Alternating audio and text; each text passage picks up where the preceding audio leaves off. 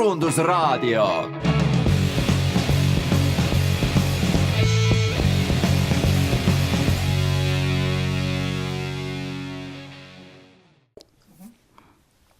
Hello, dear listeners, and welcome to our Marketing Radio talk show number 185. I'm Anu Malnaritz from Marketing Institute in Estonia, and my guest via Skype today is Kati Uusirauba, who is director at Association of Agents and Managers in Creative Industries called AKMA in Finland. Hello, Kati.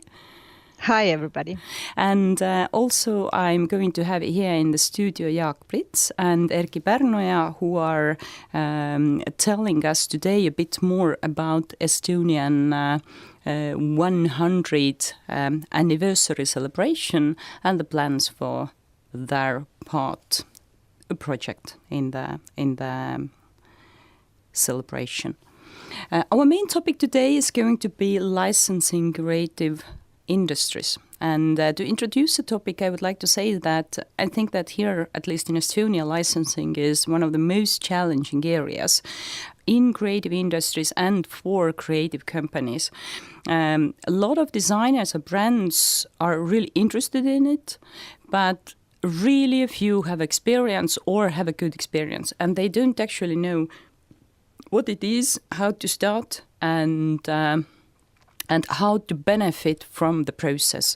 So, Kati, I know that you and your agents, you have done a lot about introducing licensing, all the different areas to creative industries in Finland and then in different countries as well. Let's start from the beginning. Can you describe what is licensing and why is it important? Sure. Thanks, Anumal. First of all, I would like to congratulate Estonia for the first 100 years, of course. We have the same celebrations here in Finland going on this year. You are a year younger, as we know. Okay.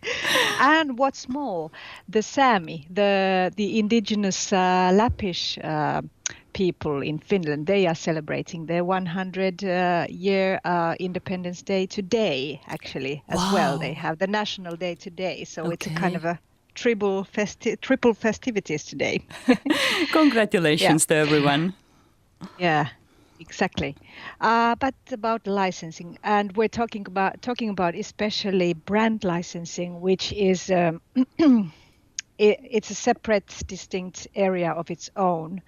The licensing has been done in all the industries. You can license IT products and software and stuff like this. But now, actually, as much as I understood, Anu, from you, we're talking about especially creative industry products and content licensing. Yeah, absolutely. Yes. But coming back to general licensing, it means that you lend a permit to use a brand or a product model or a name or an animated character or something like that. So it's the license to use a property. And it's no rocket science. It's been done a lot.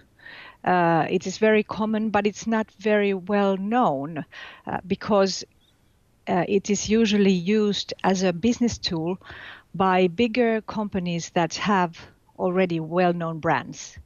Like one of the biggest licensors, those who lent the property in Europe, is Lufthansa, the big airline company in Germany. They do a lot of licensing by giving their logo to be used on toys or clothes or luggages or whatever you might figure out. So it is very common, but it's not very transparent. You don't know always which product that carries a label of some big brand is produced by the actual brand owner, or is it done by some partner of this brand owner. So it's very not transparent and it's not visible for a consumer. So we are not always aware of when things are licensed and when not. But actually licensing can be a very good business tool for those who have an interesting property of some kind.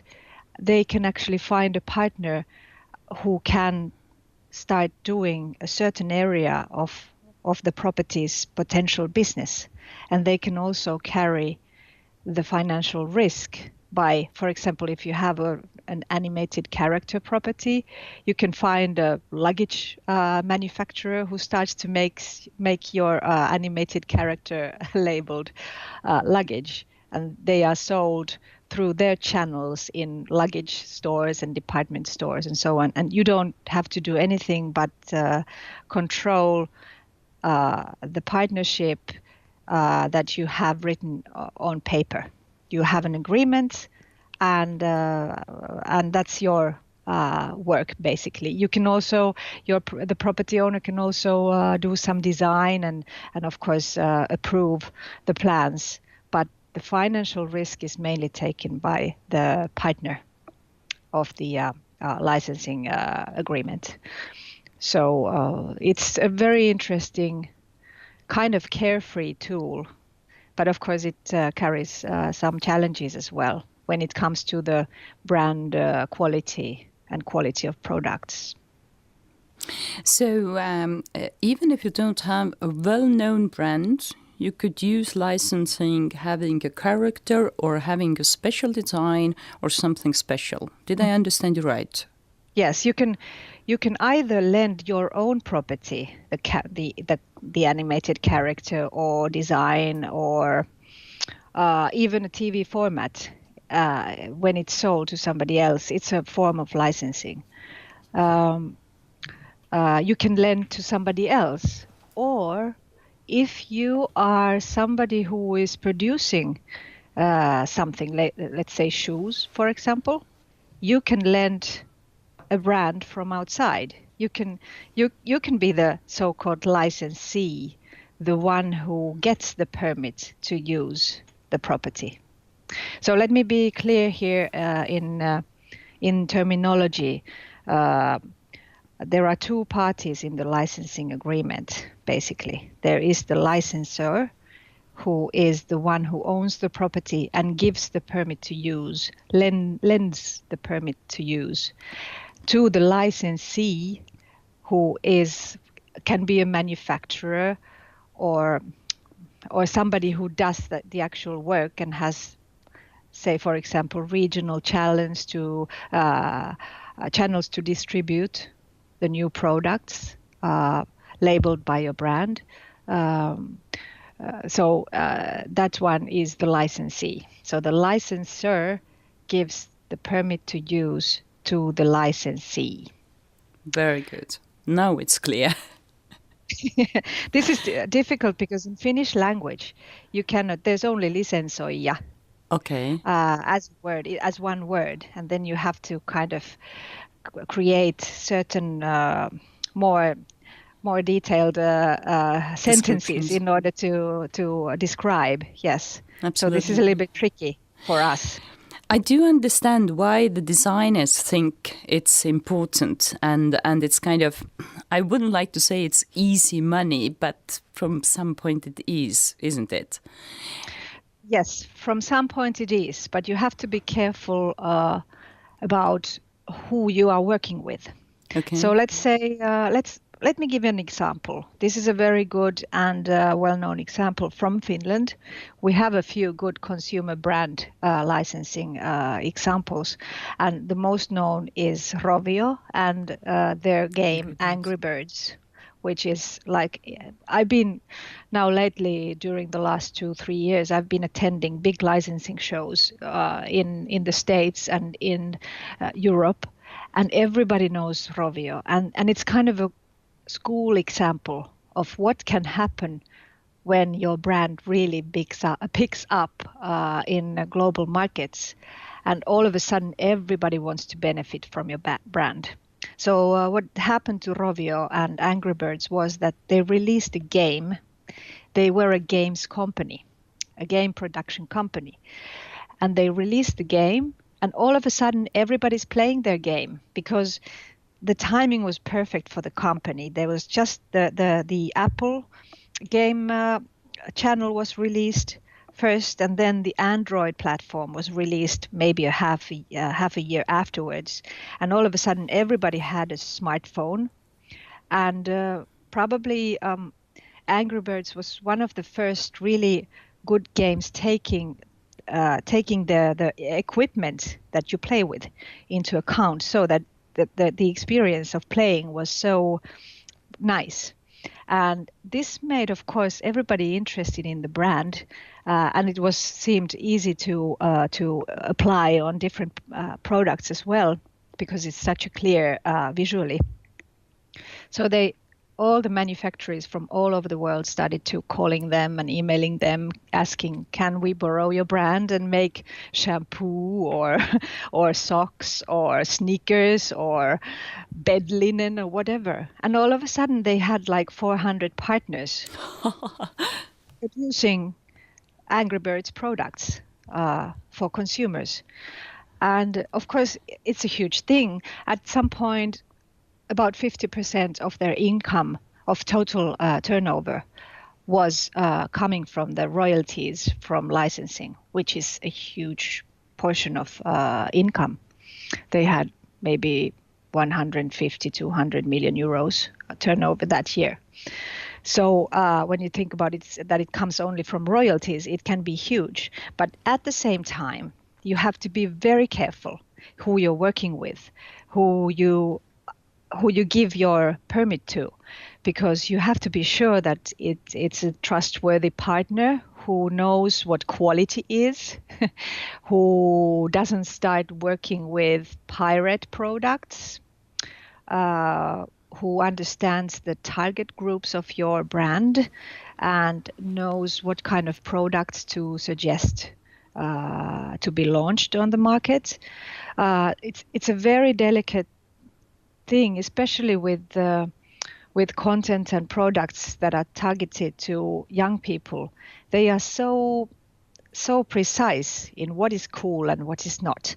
And if you choose a wrong product range, or if you choose a wrong kind of marketing strategy with your new product, with the licensed product, it can be, it can totally destroy the brand on the market if you choose your channels or partners or products poorly. So in this way, you have to be smart yourself as well in order to choose what to do with the customers. Very good. If I now go to the other side, about the producers or the factory owners, how interested are they in general using licensing as a business growth tool?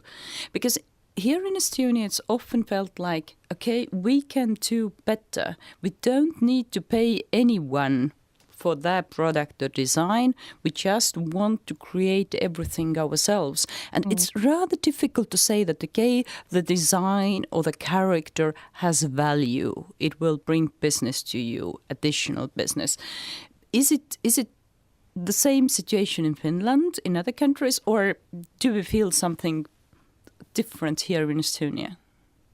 I think that the self-sufficiency is at the same level here in Finland. We want to do everything by ourselves. And this kind of, working with brands and creating world-class brands, it's not something in our business DNA traditionally, but it's where we are getting there. We are starting to understand what it means to build, let's say, a retail chain like H&M or IKEA. We understand that what it can do if we have a world-known IT brand such as Nokia, which was the most valuable brand globally at some point before the collapse. Or now the Rovio example is one really good. There are more coming up in the future, so I think we are learning to do it. But yes, we've had the problem of kind of losing some of the opportunities by trying to do the actual kind of manufacturing work as it is, and not cooperating with global clients who could actually bring more value to the production. the Chinese factories, for example, chose a totally different strategy when they opened up to global markets.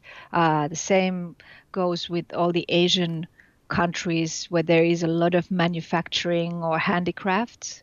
They really are grasping the opportunity of licensing. But of course, as I said, you have to be very careful also who to work with in order to maintain the quality and the message clear. And then on the other hand,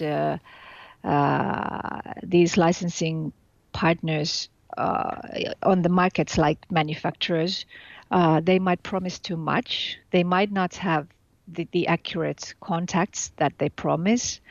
Also, they take the risk of lending a property that is not interesting for their market.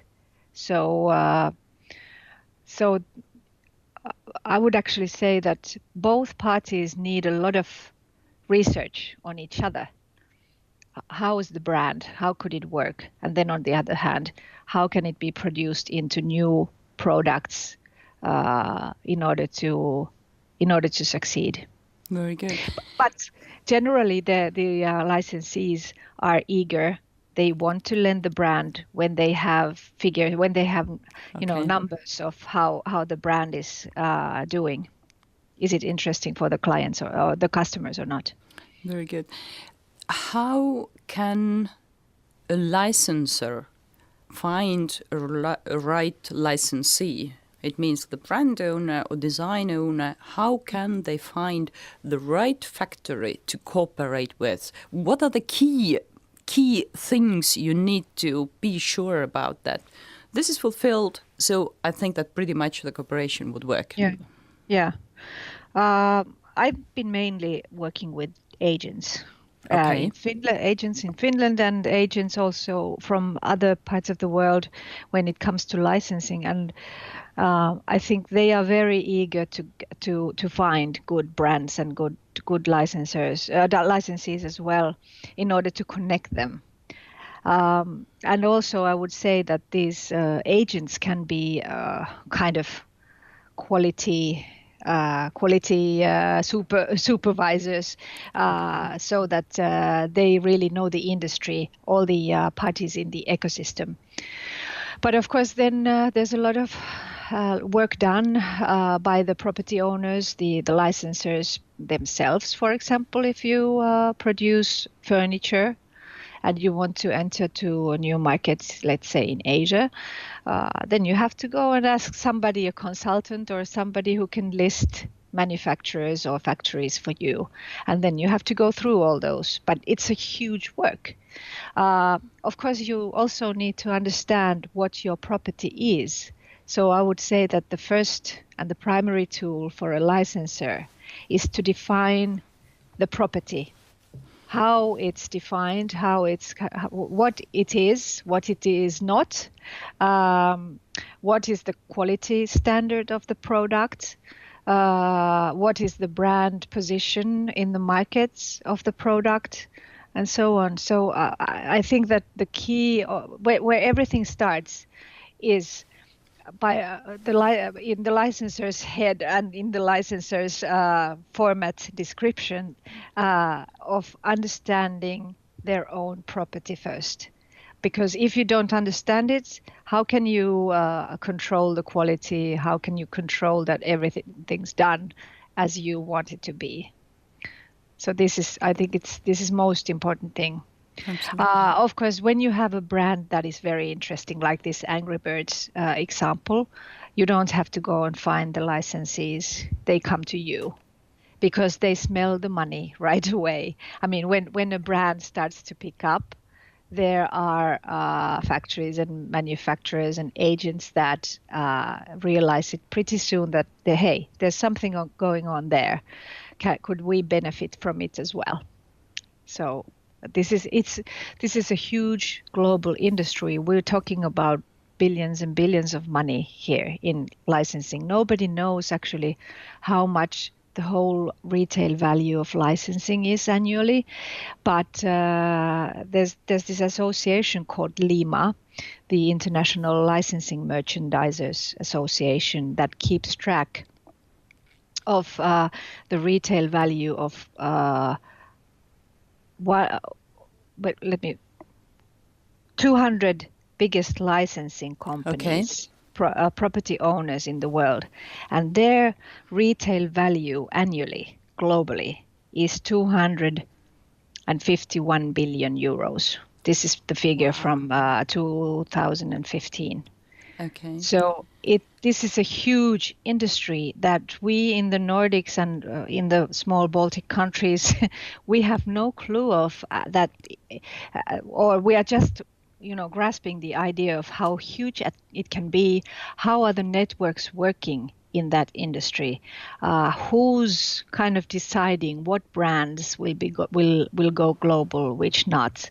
And it's a very interesting but a huge networks of different kinds of actors. So there are lots of different kinds of companies also contacting you when you have a brand that is seemingly potentially interesting. Absolutely.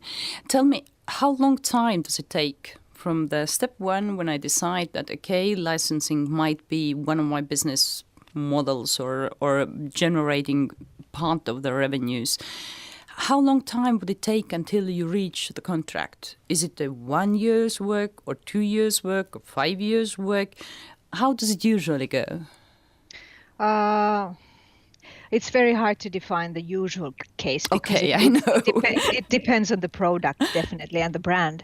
But if you have a successful brand already that you want to start licensing, the contracts might form themselves quite fast, and actually also they could start generating money also, say within 6 months or 1 year. Okay. But if it's not so interesting, or if you start the cooperation before the actual launch of a certain property release, it might take also even 2 years when you see the first money from the licensing agreement. So this takes tolerance, and it's something that you have to you kind of, in the first place, you have to accept that this might not come overnight.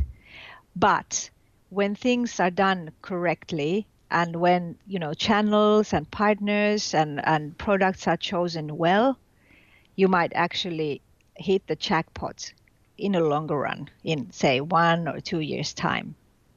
Okay. Tell me, what role will an agent play in this building up the partnership? An agent can be a salesperson for the property owner, salesperson or sales company that works on the purely on a royalty-based agreement model. But also an agent can be on a partner, a sales partner on a regular basis as well, so that you actually work on a weekly or monthly basis with the agent, and then the pricing model can be something different, like they invoice every month or something like that. And an agent can actually be the one who can find the licensees, or they can also be those partners that find regional agents for you. There is a very common structure in the industry that contains the master agent and then so-called sub-agents that work regionally, either in geographical regions or different industries globally. So it's pretty common when you talk about brands that are globally distributed. Then properties tend to have one master agent that actually controls all the agent agreements and licensing agreements for the property, but is an external partner. Okay. And then the sub-agents are working with this master agent, and the master agent is the main licensing professional in this picture. Okay, let's start from the beginning. Let's say I have a small company in Estonia that has created an interesting character. let's say that it's not exactly Lotte that is well known, but maybe more kind of suitable really for the international markets. So what should be my first steps to find a licensee for that character? What would you suggest? Well, if the company is totally fresh in the industry and knows nobody yet. Yeah, let's say in Estonia we have maybe 5 years background, maybe even 10 years. Let's say that we are rather established here. We have some business experience already, so we are not just startup. Yeah. But you're not well known in the global licensing industry. No one knows. Then probably. I would actually the first place where I would go is the London licensing show, which is we have been cooperating with them now a little bit, and it's called Brand Licensing Europe. It's a really, really nice fair, a show that takes place in each October every year. And that's a really nice fair where you can actually meet people. You can just bump into people on the aisles of the fair, and I would say that that's the best place to see how licensing actually works and how you can license your property. In what are all the ways of licensing, and that's a good way to start.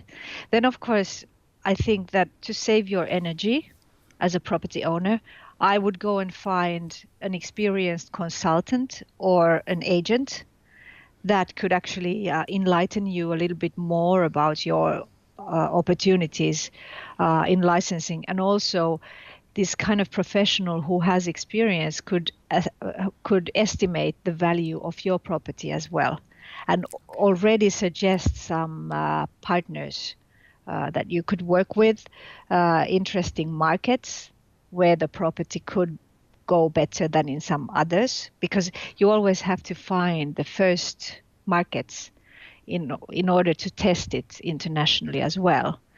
It's not the same thing to go with an animated character, for example, in Brazil, that it is to go with it to Japan. They are two totally different markets, and you have to understand, you have to accept that not in every market you have the possibility to succeed.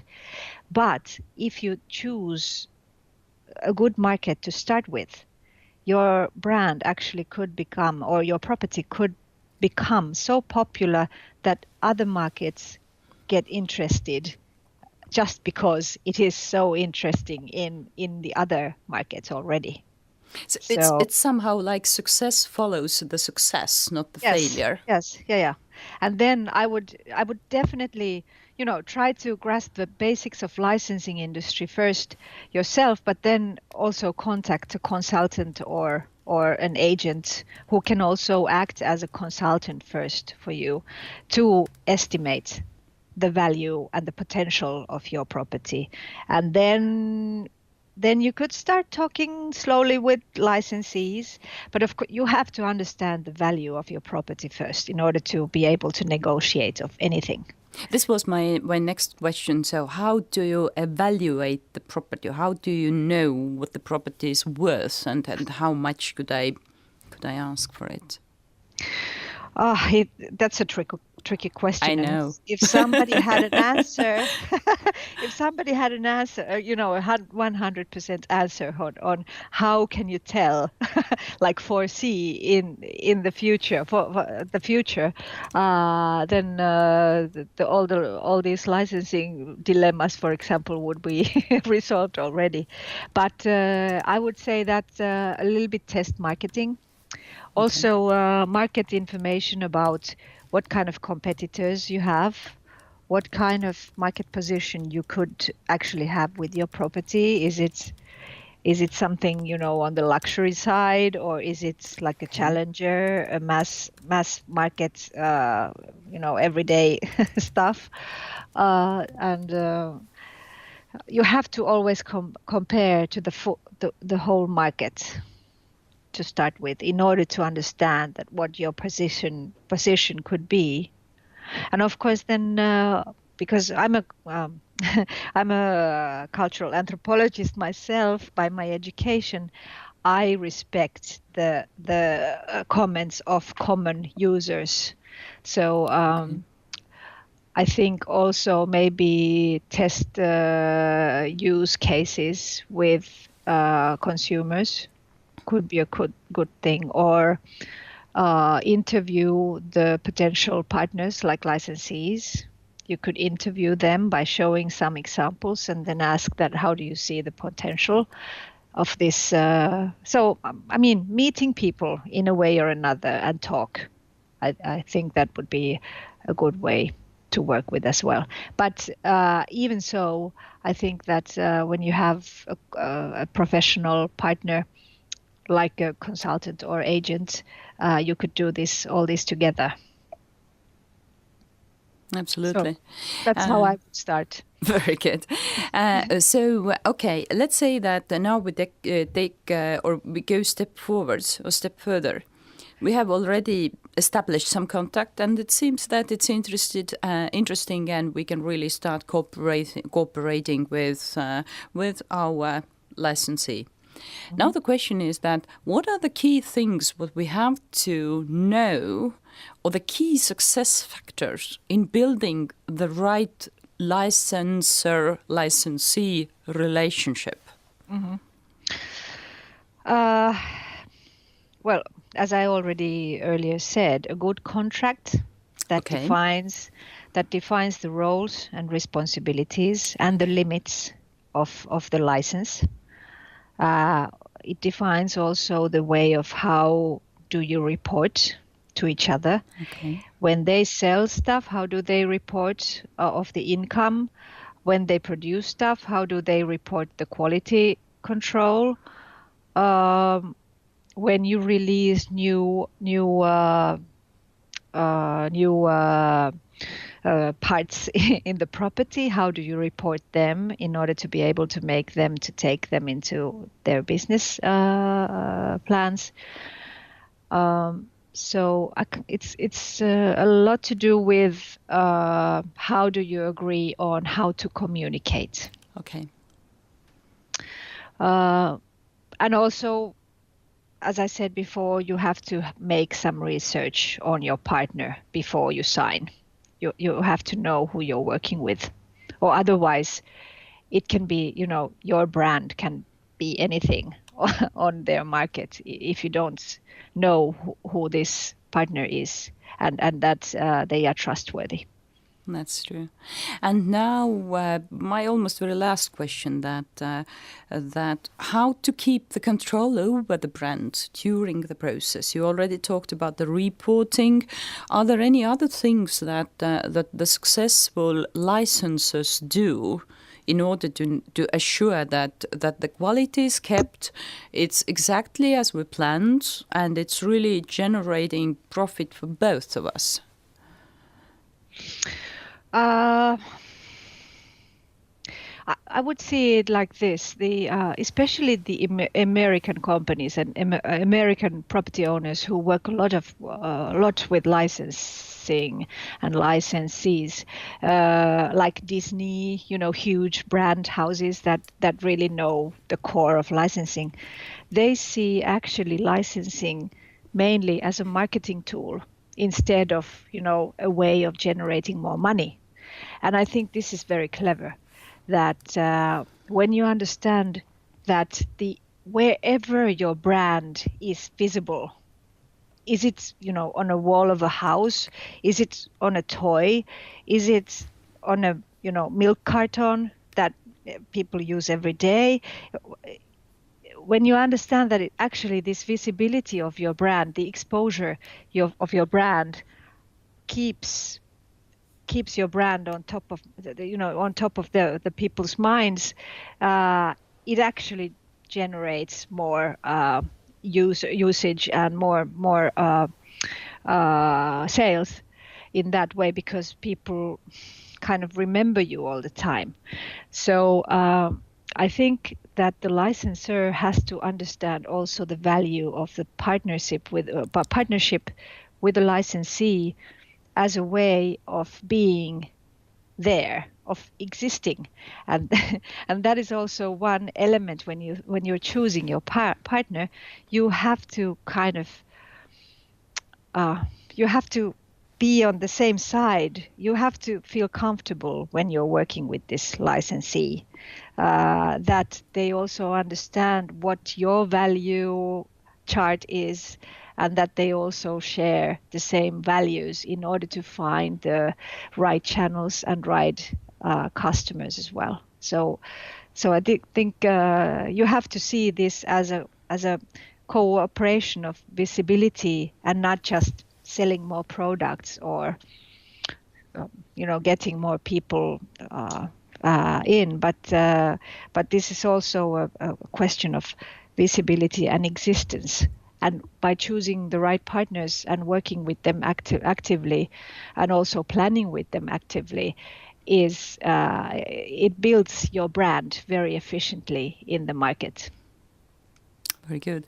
Thank you a lot, Kati, for this explanation and encouraging really also Estonian brands to take the first steps and make a try. Yeah, and even if it's not something that you should take into account today, it's something to take into account for the future. So Absolutely. Maybe sometime when you revise your strategy, you might start thinking about licensing some parts of your properties. Or yes, I do recommend, but of course you need to be careful what you're doing. Just as it is in every, always in business. Yeah. Very good. Thank you a lot for that part. And we move on. And today our news come from discern.com. The news portal that tells us that UK government has made the creative sector a priority in its new industrial strategy, signaling what industry representatives are calling a potentially new, bold and imaginative understanding of business. And the creative industries is one of the sectors, one of the 5 sectors that gets special attention about how to recover after Brexit. And to give it even more power, they have stated that there are 5 important sectors that they have told that are important for kind of after the Brexit world. And they tell that the sectors are, let me find here, life sciences, ultra-low emission vehicles, industrial digitalization, and the nuclear industry. So how would you comment this news? It's very interesting, actually. I didn't read the actual article, just the quote that you sent me. I didn't have the time, sorry. But UK has been very active in developing creative industries. I think the creative industries term is probably invented by the UK officials. I really admire their way of doing business in creative industries, such as TV production. I love English TV drama. They have a huge game industry, a lot of good companies there. They have, the pop culture from the Brits. It's a phenomenon of its own. So I really admire the way they are taking creative industries into account. Of course, they now have to after Brexit, they have to concentrate on certain areas of industries in order to kind of make a unique entity of the British economy compared to the European ones. Absolutely. And I think it's a very it's a clever thing to take creative industries into account because they have a very strong one compared to many other countries in Europe. For example, I would say that Spanish creative industries or even French creative industries it's nothing compared to the British creative industries entity. So it's a good thing. And this also tells about the general rise of let's say the planning intensive industries in the world, because also UK population is very highly educated. They have a lot of talent for planning, not so much manufacturing anymore, but for planning. And they have to keep these people, the highly educated people, active. And creative industries is it's a part of economy that you really need this design and planning skills and all this abstract thinking. Absolutely. I was just, when I read the news and understood that creative industries, it's something that is put together with, at the same level with the nuclear industry. It seems that in Estonia, as we see, the creative industries are just starting and developing, and the companies are small and tiny, and we try to help them really to grow and to be something. And now we see that in Great Britain, it's kind of absolutely on a different level. So it was really, really surprising. Yes, it is totally different level. I mean, thinking just the literature in the English-speaking world, it's huge. And of course, they have the advantage of speaking English, that everybody understands at a certain level, and everybody is learning all over the world. So they have the advantage of providing content in a lingua franca that everybody gets something of. Even my 8-year-old, who is not studying English yet, gets some words and is very keen to to learn. So they are a totally different thing, but they also show us example of how you can actually start respecting new areas of economy because of the whole global economy change, and also as now when the consumers have much more power compared to 20 years ago, the consumers are making the decisions, they are making the marketing, they are even making the product design, and they are making the content for not TV but for YouTube. So you have to be able to serve these consumers, and creative industries, that's also the layer that actually gives the final touch to whatever industry products. Was it machinery or newspaper media or hospital equipment or whatever? You need creative talents in order to design the end product in the way that it's usable and that it looks good and that it's appealing to the user. Excellent. Kati, when do you think Finland is going to be in that level, telling that creative industries are one of our top pillars for development, or have they already told it? No, not yet. I'm sorry to say that the Swedish government and the Danish government have already done it. They actually have creative industries and design as one of the spearheads of their government strategy nowadays. But Finland hasn't come there yet. But then again, let's say our game industry is one of the biggest in Europe and also biggest globally. We have more than double turnover compared to Swedish game industry. So we have some creative industry sectors like games or design. Even music is growing quite fastly nowadays. Finnish pop music is quite interesting, at least on the European and US level. So we are getting there, but it's not it's not easy. And of course, it needs a little bit luck as well in order to succeed. You need good timing and good luck. So very good. Absolutely. We cannot say. Thank you a lot for this insight, and we move on to our next part that is about Weekly Marketing Awards. So tell me, what are the interesting things you have seen from marketing point of view that you would like to say that I would tell that this company would be a good example and a good candidate for our Weekly Marketing Award here in the show? I have one example, one case, which is pretty fresh. And it's got to do with licensing. Okay. And it's a Finnish company. Do you mind if it's a Finnish No, I company? don't mind at all. Okay. I'm more than happy, so tell Okay. me. Very good. This is a case from Finlayson, which is a big 200-year-old textile company from Tampere, central Finland.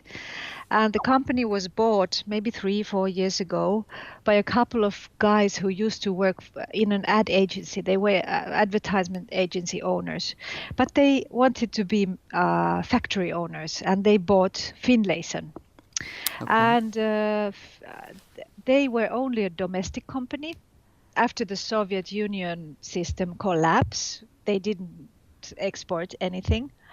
But they have in their archives, they have 50,000 textile patterns as, immaterial property to be licensed. And it's a huge legacy. And now these guys, they wanted to take the company international, and they've been working for 3 years maybe, properly. And a week and a half ago, they released an agreement with an Chinese licensee who is going to launch about 50 shops in Chinese market during this year, selling Finlayson products that they produce in China with the license that they get from Finlayson. And the Finlayson products are very Nordic, but maybe a little bit more rich in aesthetics than some other Nordic brands. And also, it's funny that because in Chinese, Finland is pronounced Finla. It sounds really similar than Finlayson. So the Chinese partner said that there are so many good elements on the Chinese market with this brand that they are sure that they are going to succeed. And it's huge. I mean, if you all of a sudden just launch 40, 50 shops all over China, it'll be huge, and potentially it can be really, really big business. And this was actually motorized by a Finnish agent who is the master agent of licensing for Finlayson. So I'm really happy for this as well, that one of our member companies of AGMA is made this possible. This is my case for the week. Wow, very good. Applaud for you. Thanks. I have my candidate coming from Estonia that is, we have awarded them probably several times now, but they still come up every year. It's Simple Session. It's a big event for young people for about the extreme sports, and the event has grown bigger and bigger, and now they tell that it's one of the most important international events for young people to come to Estonia. They had it last weekend and was really widely watched in one of the biggest venues in Tallinn, what we have for this reason, and thousands of people visiting and watching.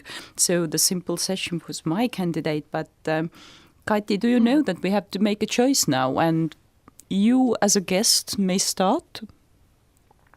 To make a choice out of these two? Yes. Oh, this is tricky. I think they are both very good because they are totally different level.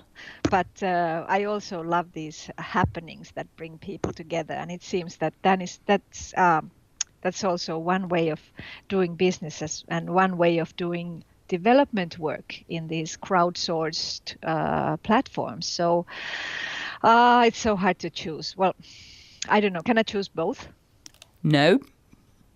But then I would but you Yes. can also choose your own candidate, so you don't need to be shy. I just encourage you to make a really kind of good choice. Yeah, I have to say Finlayson because it's internationally, when it comes to a Finnish company going this big internationally, I just have to choose Finlayson. Definitely have to. Okay, very good. I love your case, I love the story, and I love the role model. Simple Session, we are coming back to you every single year, and believe me, you are going to win your weekly marketing award anyway. But Finlayson, I think, showing the way how to do business in China and how to really get it working would be something that it's a good example for a lot of creative industries. So thank you for choosing them. Thank you, Kati, now for this part. And I'm very happy that you were here and sharing your experience with our listeners. Okay, thank you. Thanks.